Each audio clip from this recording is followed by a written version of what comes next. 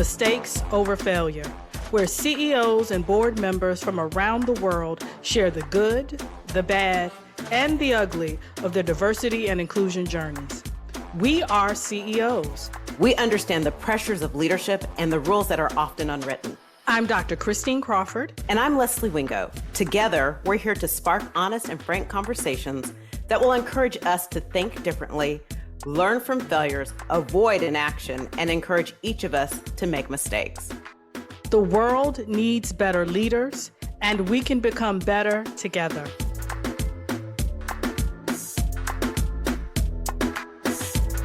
Jay and Ben, I want to thank you all for joining us today. And excuse my voice is a little raspy, and I may have to go on mute more. I caught this round of COVID that has struck the U.S. So thank you all for coming. I think Leslie's going to kick it off. But what we'd like for you to do first is if you could say your name and introduce yourself, and then Leslie will chime in right after you follow. So Jay, if you could get us started.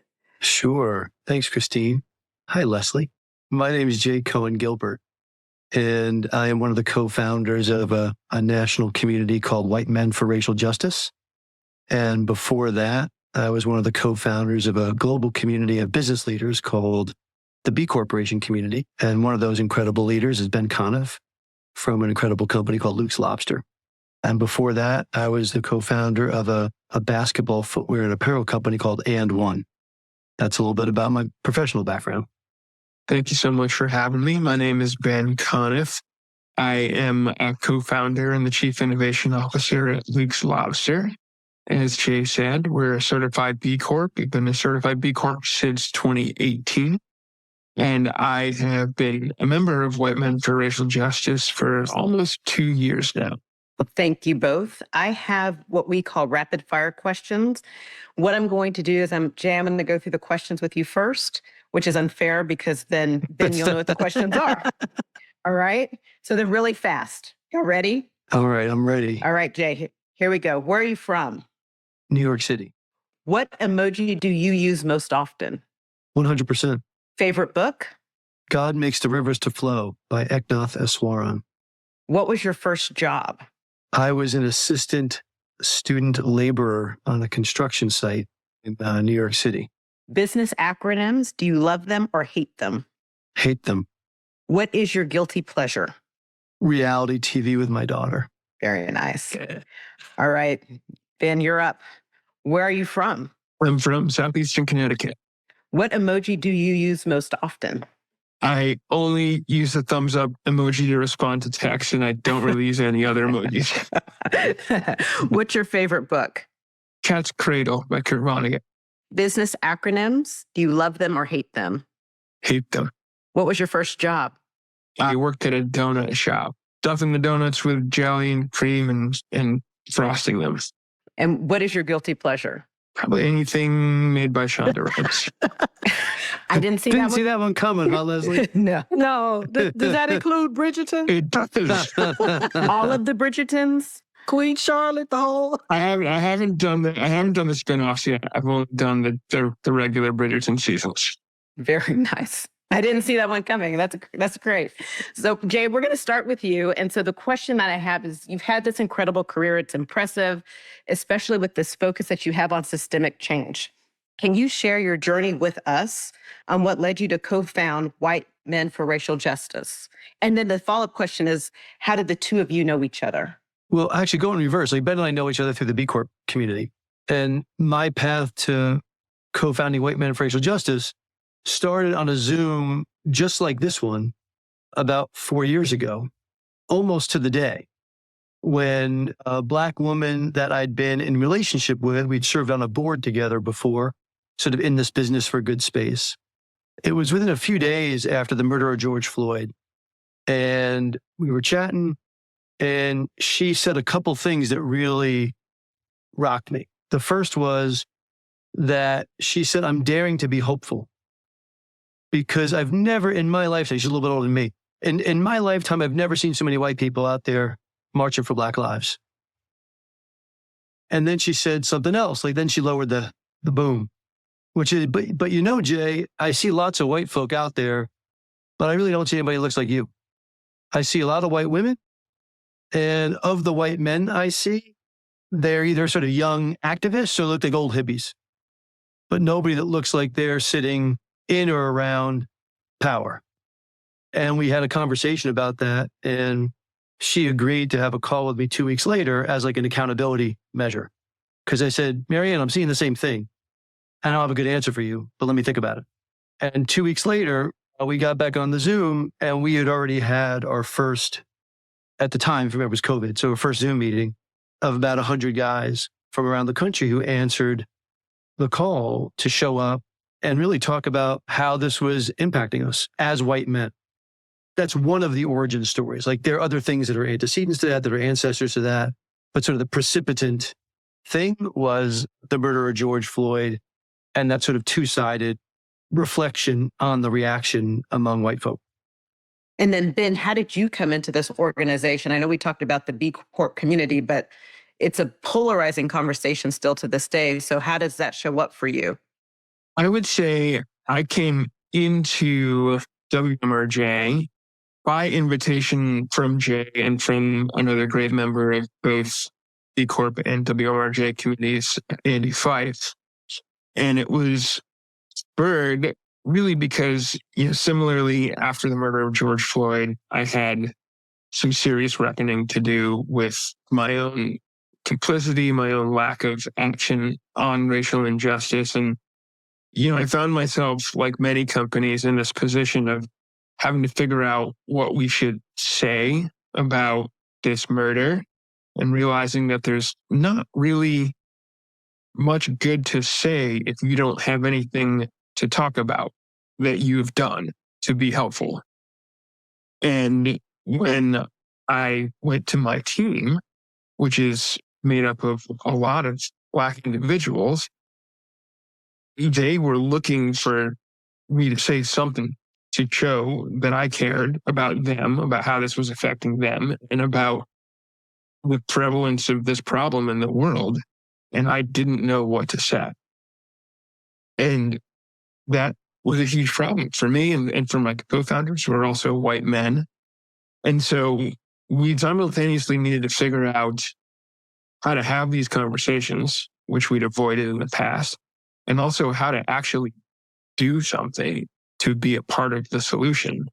And what we did, I realized later, was a little bit backwards, is we founded an initiative here called the Lift All Boats Project, which is a mentorship program for students from disadvantaged backgrounds that basically introduces them to the lobster industry and helps them navigate a really complex licensing system, which the result, if not the intention, is to make it a hereditary industry where only the kids of current lobstermen know how to get the license to be the lobstermen of the future. And all the current lobstermen, almost all the lobstermen, are white. So we thought, okay, we got to do something. We're going to found this organization where we're going to help kids find their way into this industry.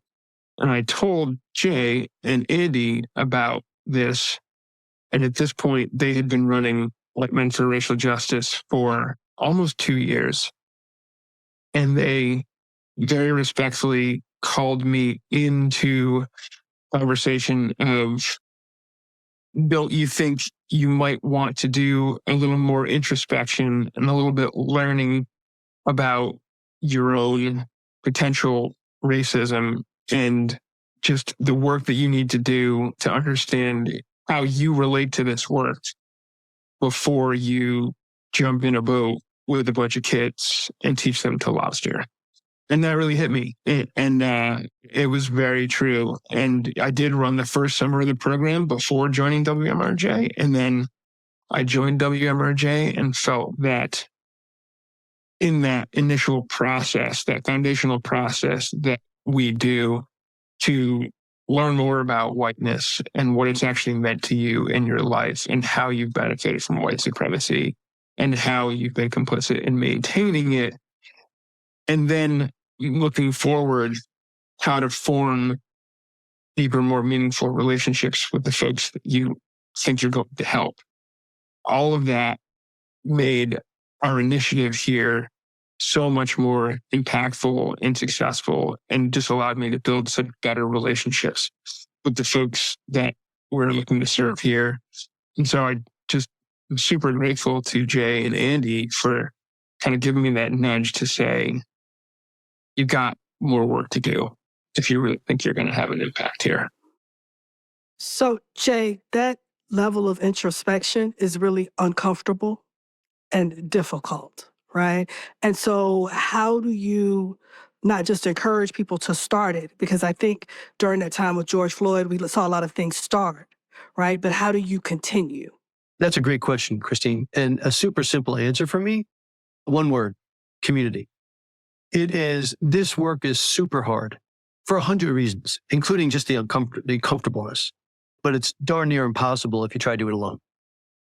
And so just like we need teams in sports or at the yoga studio or at church or at the, at the martial arts or whatever it is, like teams exist for reasons, communities exist for reasons in lots of parts of our life. And particularly when sustained action is needed through really difficult times and through challenging times, and engaging with issues of race and whiteness and advantage and how it intersects with class. It's like, that's going to be hard stuff. And to try to do that stuff on your own, especially if you're anything like me, you're going to tend to over-intellectualize this. And you're going to show up with this big old head full of knowledge, and you're going to cram it full of more facts and data. And what I have found true for me is that the more I can push myself to get the conversation to go below the neck and to start feeling it, heart and body, the more it's going to stick with me. And the more I can do that, the more I benefit. As Ben said, like, I've benefited from being in this work because I've got so many more relationships that I care about. And those relationships are so much deeper now than they were. And it really starts with that I'm more willing to be vulnerable now than I was. And I'm more willing to admit that I don't know what I don't know. And then, Christine, you got a lot to teach me. And if I can show up with that openness, I've watched like these sort of veils drop off of me and off of others. And all of a sudden we're relating in a way that we weren't really relating before, even if we thought we were friends or colleagues or partners on something. But there was both some distance and something in between us that even if I couldn't see it, it was there. And so community has been the thing that's helped me do that, because I can watch Ben take risks. I can watch Ben be vulnerable. I can watch Ben acknowledge how he's growing in the work. And that makes it a lot less lonely for me to acknowledge that I'm doing some growing too. And it's that how we play off of each other in community. That's been sort of the special sauce of this work, for at least for me. And I've heard from lots of other men over the last 4 years. I've heard them say they came for the content, but they stayed for the community. One of the reasons we name this podcast Mistakes Over Failures is because we see mistakes as you try something big and you maybe miss the mark. A failure is when you continue to do the same thing over and over and over and expect a different result. And so I love this platform of y'all are willing to make mistakes so you can learn from your experiences. But I live in Texas, it is what it is. And there's this, my words, attack on this idea of diversity, equity, inclusion, and belonging. So when you work with people in states such as mine or leaders in communities like mine, how do you get them even comfortable with opening up this conversation and this dialogue to have some really sticky, complex conversations that will make them uncomfortable? Yeah, Ben, I'm super curious what you'd say about this, but let me tee you up in this way and say, Les, I super appreciate you sort of saying, hey, here's where I'm situated. I'm in Texas and here's what I feel around me in my community, in my state. And what I'd say is one of the big learnings for me in this work has been this exists everywhere, right? This meaning racial inequity. This exists, and that racialized history that we share doesn't just exist in Texas. It exists in Tarrytown, New York. It doesn't just exist in North Carolina, but it exists in northern New York state or in northern Minnesota. And so it may show up with different flavors or different accents, but we've lived on a land that's been defined by the concept of race for over 400 years. And that's everywhere. I know you know this. So I'm saying to the listening audience that I know you're nodding along like, yeah, dude, I get it. Like, you don't have to explain that to me. But I'm saying like that was like relatively uncomfortable new information with me because I grew up in New York as a northerner. And it's very easy to say, oh, that's Southern problem. That was me.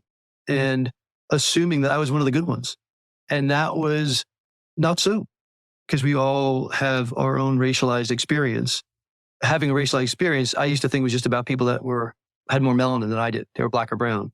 But till 6-7 years ago, I never even thought about whiteness as a racial identity. Like literally, I never thought about it, as absurd as that is to me today. But that was me as a pretty educated, quote unquote, successful guy in his, late 40s. And then sort of seeing how that has permeated our culture, North and South, East and West, et cetera, has been eye-opening. Because then I can see, as Ben said, I can see myself in the story. It isn't a story about somebody else. It's my story. And how do I see myself in it? And how do I reclaim it and tell a better story going forward?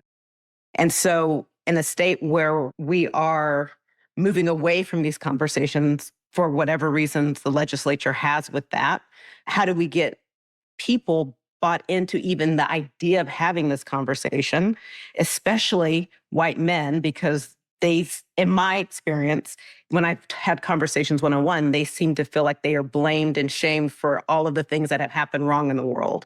And so to bring them into that conversation, that's a pretty big ask. And I'm curious how y'all open that up to conversation. Y'all can even get people to trust you to even have that part of the conversation, to invite them in to have the big conversation. And let me just add one hook, though, too, Ben, because you're also talking to lobstermen, and so it's a family business, right? So you're also talking about diversity and something that they've seen as being a part of their family and that legacy as well. Yeah, absolutely. It's something that I have definitely learned over the last 2 years has been to really transition away from intellectualizing everything and demanding the purity of the way I talk about racial equity, and that it has to be 100% aligned with, let's say, Ibram Kendi or a philosophy like that, which I believe in. But the question is, when I'm trying to engage someone who might be all the way there, do I need to hammer the intellectual side of this, or can I try to find other ways to relate? I think what's been most helpful to me in that conversation is Heather McGee's book, The Sum of Us, and learning to talk about the solidarity dividend and find ways that everyone benefits when we tackle racial equity problems, and everyone is harmed when we let racial equity persist. Because when I can find win-wins for people, then those conversations become much easier. So in the lobsterman example, yes, there are a lot of lobstermen who learn about this project and say, well, that's anti-white racist. Why would you have a program that only helps Black people and doesn't help white people? Are you calling me racist? I would definitely hire a Black person if one wanted to work for me. All they have to do is what everybody else does. Just walk down the wharf and say they're looking for a job. And so now I can say, okay, let me unpack that a little bit. First off, I know a lot of you guys are hurting for help. Like typically a lobsterman runs his own boat, and then he hires one or two other people to work on that boat with him because he can't do it alone. So they haven't had enough people to hire for those positions. And in large part, that's because their kids and their friends' kids and their neighbors' kids don't want to be lobstermen anymore. They want to be YouTube stars. So we're actually having trouble keeping this industry staffed the way it needs to be. And so I actually don't doubt that most of them would hire a young Black person if that young Black person just strolled through the mist down the wharf and appeared and asked to come work on their boat. They don't have any understanding of the cultural barriers that are presented to that young person. That when you come from a completely different culture and you look at the world of lobstering and you see a very unique and very insular culture and way of being out there, and you don't have anyone in your community who's reaching out to teach you what lobstering is about or how it works or how it's permitted or what you might do to get a job there, it's never going to happen. Never.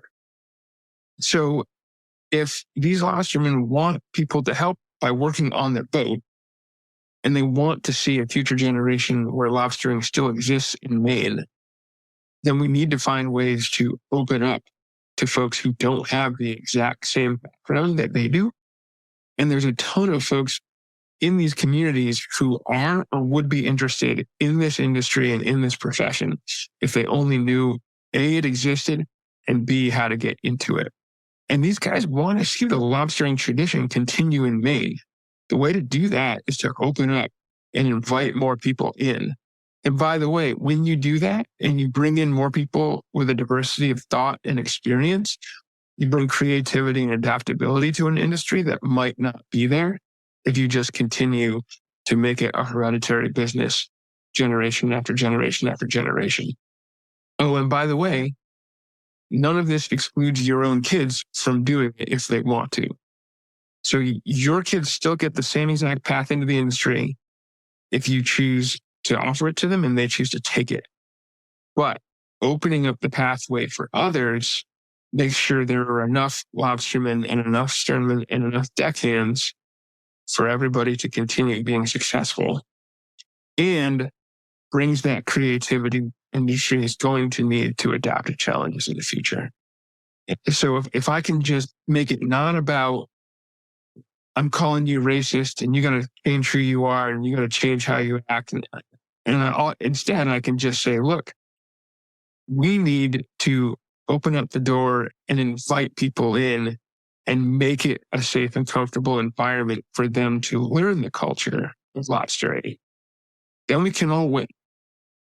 Jay, how do you see spreading this gospel of really seeing diversity and talking about race and inclusion as being a source of creativity and innovation, right? So how do you get folks in other industries? Because across B Corps, you're talking to folks in I don't know how many industries you deal with. And so how do you help them see that where there may not be the shortages and it's a different frame of reference for what the piece of the pie is that they can share? Sure. That's a great question. And, there are about 150 some odd industries represented in the B Corp community all around the world in over 90 countries. And the fun thing about it is every one of them has employees and every one of them has competition and every one of them is trying to innovate. And so the story that Ben told is a universal story for a business leader. Everyone's trying to attract and retain talent. Everyone's trying to bring the most creativity and innovation to their product development or to their go-to-market strategy or for their expansion strategy or how to deal with external shocks from inflation to wars to political instability or whatever it might be. And so why would you want to go onto the playing field with half a team? You want all the best talent on your team. Like that's the best coaches have the best players. This is no secret. And so if you want to have a winning team, you want all the best players and you want them working really well together. And so I think that Ben described it through the lens of lobstering and the lobster industry. But I think any manager, any executive in any industry could hear their own story in that conversation, whether they're in lobstering or renewable energy or they're manufacturing countertops.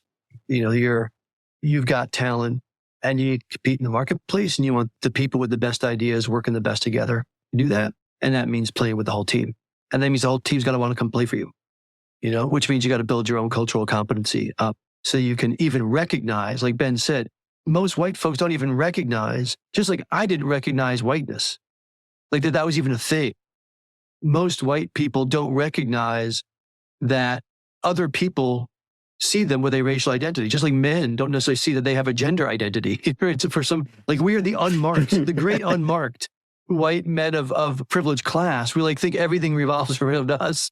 And we're quote unquote what's normal. And so just getting white men into a room with other white men, which is what we call a brave space, because there's no such thing as a safe space, but a brave space where we can have these conversations, acknowledge where we're uncomfortable, acknowledge where we're skeptical, acknowledge where we're struggling a bit, and do that in a place where, A, we're not causing unintentional harm for women and other people of color who have to then like take on the extra burden of helping us see things that they've been living, but also take on some of those first few laps around the track with each other. That's super valuable so that we can see the things that have been invisible to us for most of our lives. Because I think in what Ben described, he described a bunch of what's in it for me, great conversational techniques. What's in it for them? They need workers on their boats. What's in it for me? I want to see lobstering survive. I care about this industry. I care about my community. He gave them 3 different layers of what's in it for me. And he also packed in there this little bit of, I didn't understand how challenging it might be for a young person of color to walk down that wharf dock to ask for a gig in an entirely white environment. I didn't really realize how challenging that must be and sort of what invisible barriers there were. And so he did it he phrased it in his own learning. So that other people go, oh, you're not telling me you're better than me.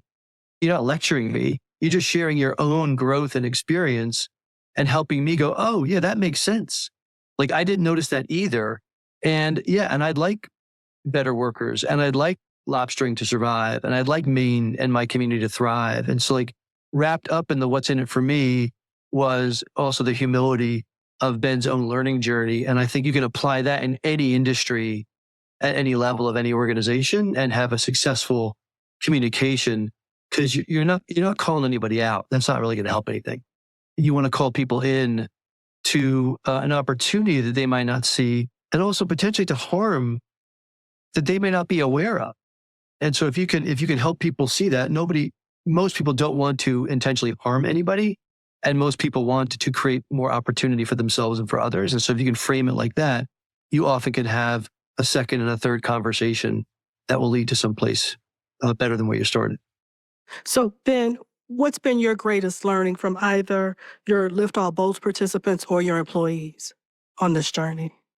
I think that my biggest learning has really been to reflect back something that Jay said earlier, which is to get below the head in this work.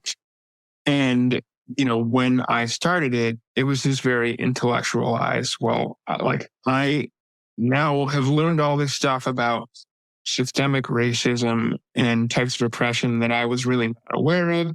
And I'm going to use my brain to go tackle it. I'm going to, in this case, I'm going to help diversify a very homogenous lobster industry. And then I started spending time with the kids.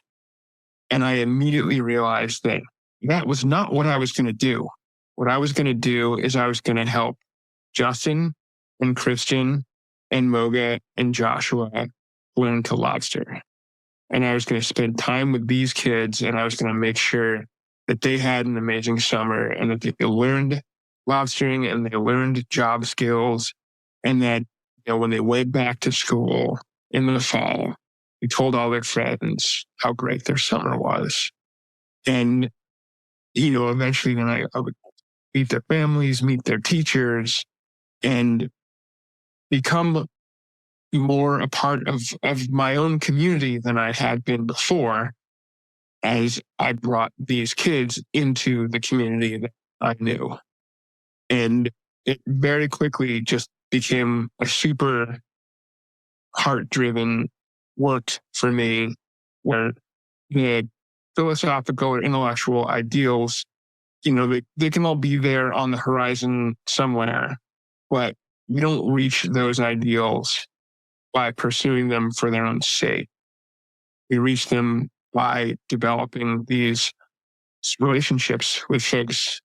It becomes so strong that we really that conversion of thinking I am doing this because I want to help you be okay, to I'm doing this because I will not be okay myself until you're okay.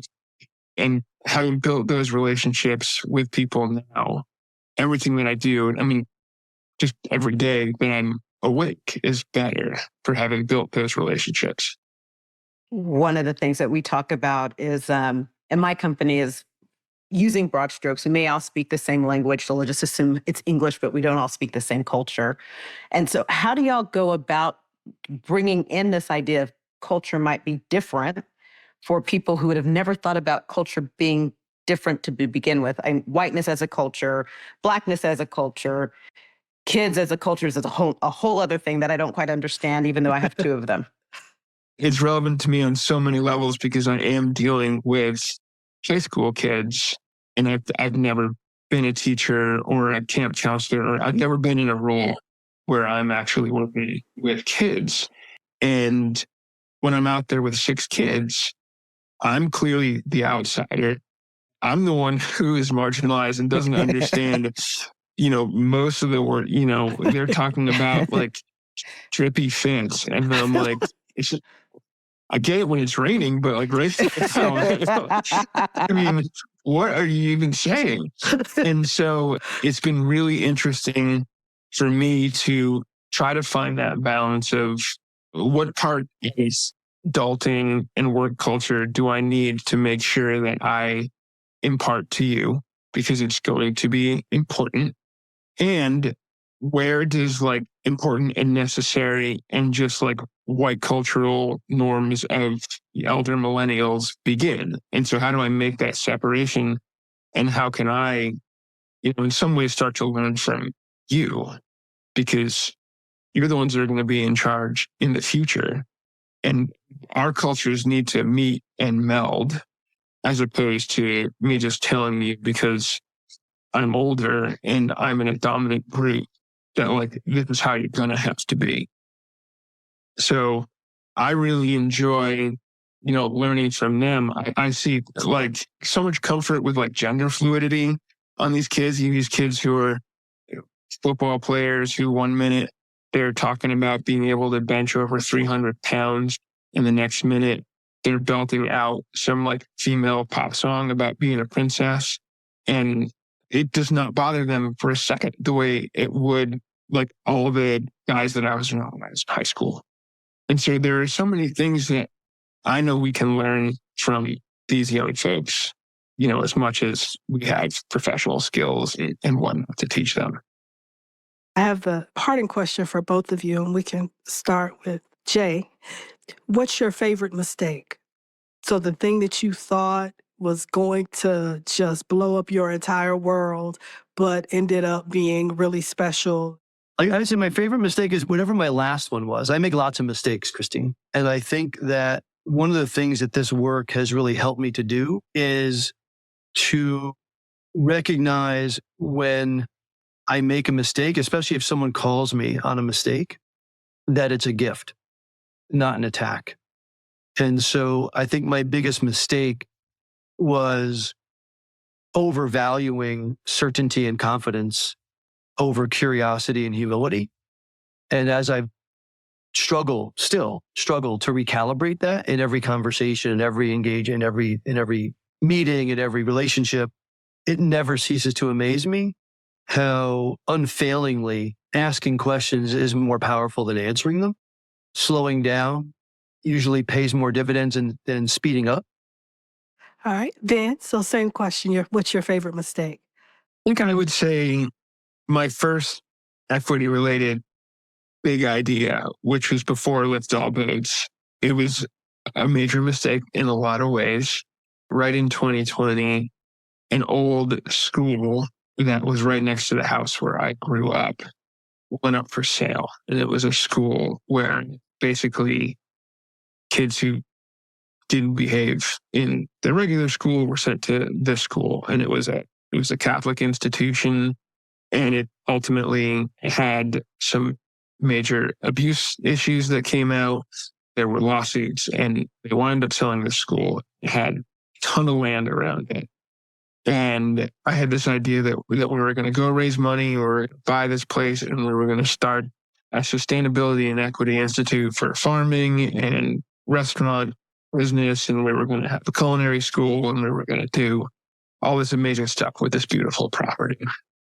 And it was like, eating a whole herd of elephants in one bite. Yeah, it was insane to think that somebody who hadn't done any equity work before, or run a school, or ran a farm, or any of these things was just going to go miraculously put a team together to raise money and buy this place and do this thing. And I was so excited about it. But, I learned so much from the totally humbling experience of realizing that was never going to happen. It helped me to learn how to approach this work with humility, because I would sit down with folks who were working in food justice and seeing the skepticism they had for me, for very good reason, because of probably the many white saviors that they had spoken to in the past. And so, that gave me a lot of practice and a lot of humbling experiences to figure out how I needed to approach these ideas and this work differently. And then, of course, really taught me to take much, much smaller steps as I started to do this work. And so, the next time going from something at that scale to just, can I get 4 students on a boat once a week for one summer?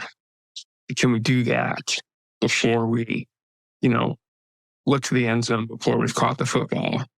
And so, having this grand idea and then being super humbled by my inability to get even close to executing it really helped me pick up, dust off, and say, okay, I need to approach this in a very different way. And that's helped me be more successful with pursuing this next stage in the Lick Lobos project.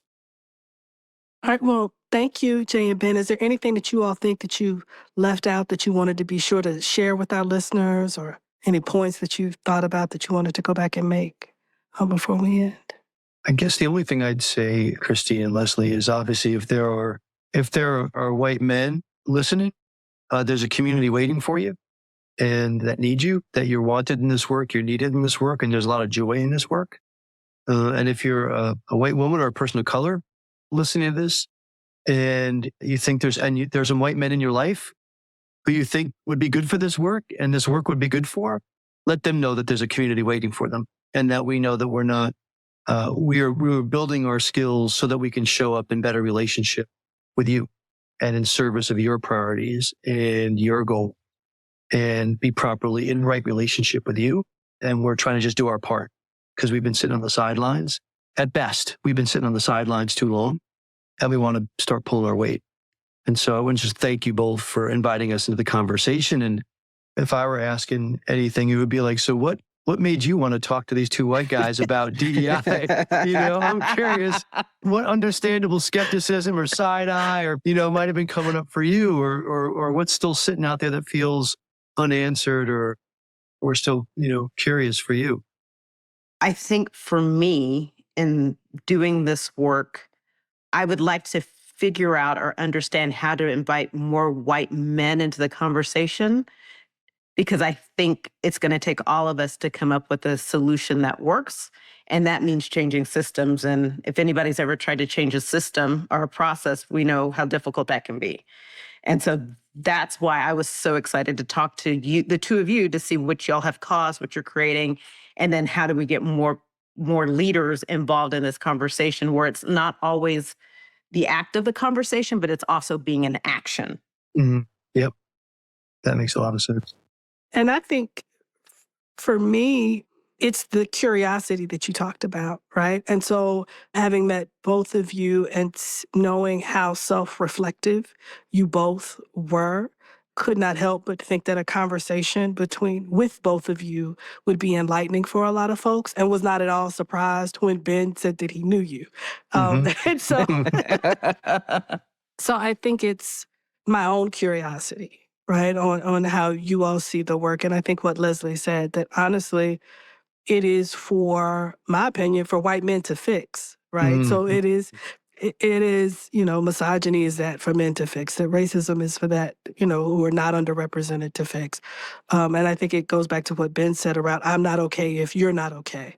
And so how do we help others see that that's really what it is? And so I've learned a lot from both of you also. Thank you so much for making time Thank you, to share with us. Thank you, Leslie. I think just building on what Jay said and in part reflecting on what Leslie said, it's that, a lot of white men avoid this work because they think it's going to be a lot of like shame and discomfort and depression.